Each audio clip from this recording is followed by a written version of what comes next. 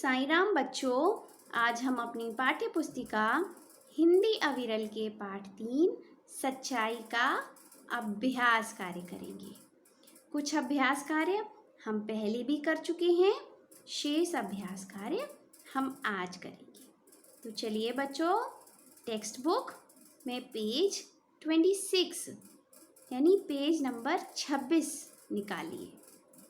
अविरल आपने रखी है ना अपने पास? Very good. तो चलिए जल्दी ओपन कीजिए अपनी बुक। तो सबसे पहले आज हम क्या करेंगे, देखिए नीचे कुछ स्त्रीलिंग और पुल्लिंग शब्द लिखे हैं, इन्हें सही जगह में लिखिए। बच्चों, आपको जल्दबाजी नहीं करनी है, पहले ध्यान से सुनना है, समझना है, उसके बाद कार्य करना है। स्त्रीलिंग और पुल्लिंग शब्द मैं आपको पहले भी पढ़ा चुकी हूँ, याद है ना? तो चलिए पहले थोड़ा सा रिवीजन कर लेते हैं। स्त्रीलिंग यानी वे शब्द जो स्त्री जाति का बोध कराते हैं, उन्हें हम स्त्रीलिंग कहते हैं, जैसे माता, रानी, चूहिया आदि। उसी तरह से पुल्लिंग यानी वे शब्द जो पुरुष जाति का बोध कराते हो, पुल्लिंग कहते हैं, जैसे पिता, भाई, शेर आदि। कुछ याद आया आपको? हाँ, तो हमें क्या करना है, पुल्लिंग और स्त्रीलिंग शब्दों को छांटकर अलग अलग लिखना है। तो पहले शब्द पढ़ लेंगे। कौन कौन से शब्द हैं? मोरनी, पिता, शेर, बेटी, मुर्गा, हथिनी, बालक और बिल्ली। ठीक है, शब्द पढ़ लिए ना? और आपको समझ आ गया ना कौन सा शब्द कहाँ लिखना है? बहुत अच्छा। तो जल्दी जल्दी नहीं लिखना है, पहले समझना है, उसके बाद टेक्स्ट बुक में लिखना है। ठीक है, तो पहले ये देखिए, यहाँ हम ने क्या लिखा है? स्त्रीलिंग। तो उसके आगे सभी स्त्रीलिंग शब्द लिखेंगे, और उसके नीचे लिखा है पुल्लिंग, तो पुल्लिंग के आगे सभी पुल्लिंग शब्द लिखेंगे। ठीक है, तो सबसे पहला शब्द क्या है? मोरनी। मोरनी क्या है? स्त्रीलिंग। ये देखिए, हमने मोरनी को कहाँ लिखा है? स्त्रीलिंग के आगे। अगला शब्द है पिता। पिता क्या है? पुल्लिंग, तो हमने पुल्लिंग के आगे लिख दिया है, लिखा है ना? अगला शब्द है शेर। शेर क्या है? पुल्लिंग, तो हमने पुल्लिंग के आगे लिख दिया है। उसके बाद है बेटी। बेटी क्या है? स्त्रीलिंग, तो हमने स्त्रीलिंग में लिख दिया है। उसके बाद है मुर्गा। मुर्गा क्या है? पुल्लिंग, तो देखिए हमने पुल्लिंग के आगे लिखा है। उसके बाद है हथिनी। हथिनी क्या है? स्त्रीलिंग, तो हमने स्त्रीलिंग के आगे लिखा है। बालक। बालक क्या है? पुल्लिंग, तो हमने पुल्लिंग के आगे लिख दिया है। उसके बाद आखिरी शब्द है बिल्ली। बिल्ली क्या है? स्त्रीलिंग, तो हमने स्त्रीलिंग के आगे लिख दिया है ना आसान? तो चलिए आप भी जल्दी से लिख लीजिए। चलिए लिखना शुरू कीजिए। स्त्रीलिंग में शब्द आए हैं मोरनी, बेटी, हथिनी, बिल्ली।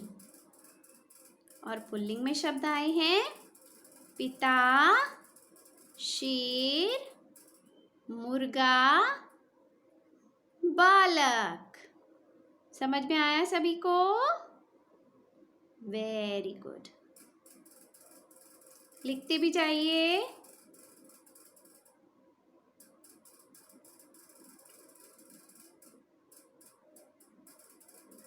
लिख लिया? चलिए अब हम आगे बढ़ते हैं। यहाँ पे क्या करना है?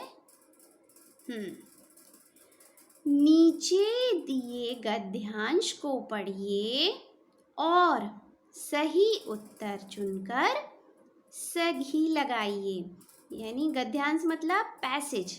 इस गद्यांश को पढ़ना है और आगे कुछ प्रश्न दिए हैं और प्रश्नों के उत्तर भी दिए हैं। तो जो उत्तर सही है उस पर सही उत्तर लगाना है। तो आपको सही उत्तर कैसे आएगा? जब आप बहुत ध्यान से इस गद्यांश को सुनेंगे, पढ़ेंगे। ठीक है, तो ध्यान से सुनिए। जॉर्ज वॉशिंगटन एक किसान के बेटे थे। जब वे छोटे थे तो उनके पिता ने एक कुल्हाड़ी दी। वे उस कुल्हाड़ी से खेलने लगे। उन्हें जो भी पेड़ दिखाई देता वे उसी पर कुल्हाड़ी चला देते और बहुत प्रसन्न होते। कुल्हाड़ी चला देते मतलब उसे काट देते और काटकर उन्हें बड़ी खुशी मिलती। उनके पिता ने एक बार बगीचे में एक फल का पेड़ लगाया। बालक जॉर्ज ने उस पेड़ पर भी कुल्हाड़ी चला दी। उनके पिता ने जब कटे हुए फल के पेड़ को देखा तो बहुत दुखी हुए। उन्होंने सभी से पूछा, परंतु सभी ने पेड़ काटने की बात से इनकार कर दिया।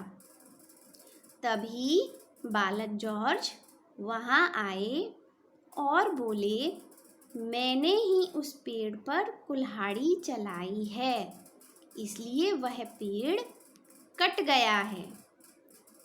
पिता बोले, बेटा, मैं तेरे सच बोलने से तो प्रसन्न हूँ, पर पेड़ के कटने से दुखी हूँ। फिर भी सच बोलने के कारण तुझे क्षमा करता हूँ। पढ़ा ध्यान से? सुना? चलिए, तो अब हम क्या करेंगे? यहाँ प्रश्न दिए हैं और उनके ऑप्शन भी दिए हैं। तो जो सही है उस पर हमें सही का निशान लगाना है। जॉर्ज वॉशिंगटन किसके बेटे थे? डॉक्टर के, किसान के, लकड़हारे के? किसके बेटे थे? तो सही उत्तर चुनकर हम सही का निशान लगा देंगे। किसान के बेटे थे। किसके बेटे थे? किसान के, तो हम किसान पर सही का निशान लगा देंगे। अगला प्रश्न है, जॉर्ज के पिता ने उन्हें क्या ला कर दिया? कुल्हाड़ी, तलवार, कलम? क्या पढ़ा था आपने?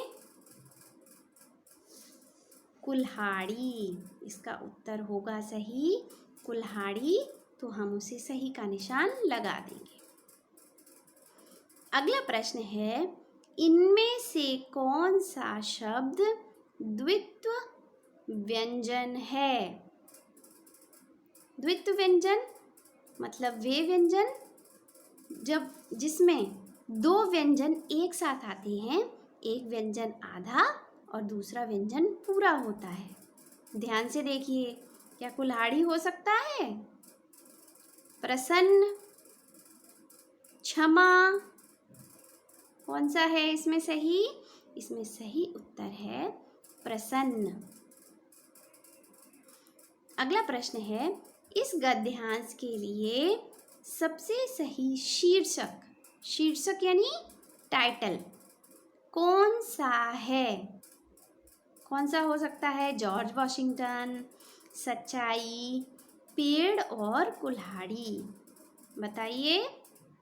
सबसे सही हो सकता है सच्चाई, तो हम उसे सही का निशान लगा देंगे। थे ना सभी आसान? क्योंकि आपने इस गद्यांश को ध्यान से पढ़ा था। अगर ध्यान से नहीं पढ़ते तो उत्तर भी गलत हो जाते। टेक्स्ट बुक में आपने कर लिया, सही निशान लगा लिए सभी को? Very good. चलिए आगे बढ़ते हैं। ये देखिए, ये चित्र वाले काम करने तो बच्चों को बहुत पसंद होते हैं। चलिए इसे भी कर लेते हैं।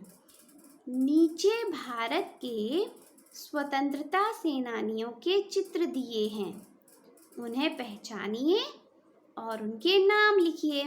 स्वतंत्रता सेनानी सुना है ना आपने, जिन्होंने देश को आज़ाद करवाने में योगदान दिया, अपने प्राण भी गंवा दिए, है ना? तो चलिए हम एक एक करके इनके नाम लिख लेंगे। सबसे पहला चित्र किसका है? सबको पता होगा, ये है हमारे राष्ट्रपिता। कौन है? महात्मा गांधी। मैं यहाँ लिख रही हूँ, आप भी अपनी टेक्स्ट बुक में लिखते जाइए। यहाँ जगह कम है, लेकिन आपके पास टेक्स्ट बुक में बहुत सारी जगह है, तो ध्यान से लिखिए। महात्मा गांधी। लिखा आप सभी ने? Very good. दूसरा किसका है चित्र? ये हैं चंद्रशेखर आजाद।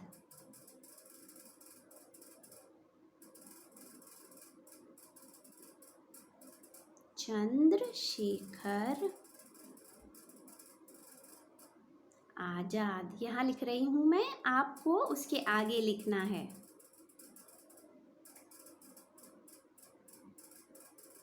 समझ में आ रहा है ना? Very good. चंद्रशेखर आजाद। लिख भी रहे हैं ना आप साथ में? चलिए आगे बढ़ते हैं। ये देखिए, ये किसका चित्र है? ये हैं भगत सिंह। भगत सिंह।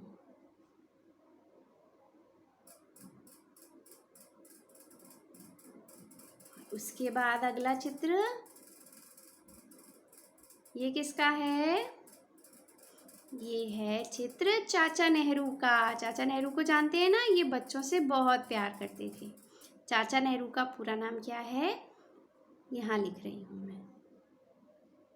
इनका नाम है जवाहरलाल नेहरू। जवाहरलाल नेहरू मैं यहाँ लिख रही हूँ।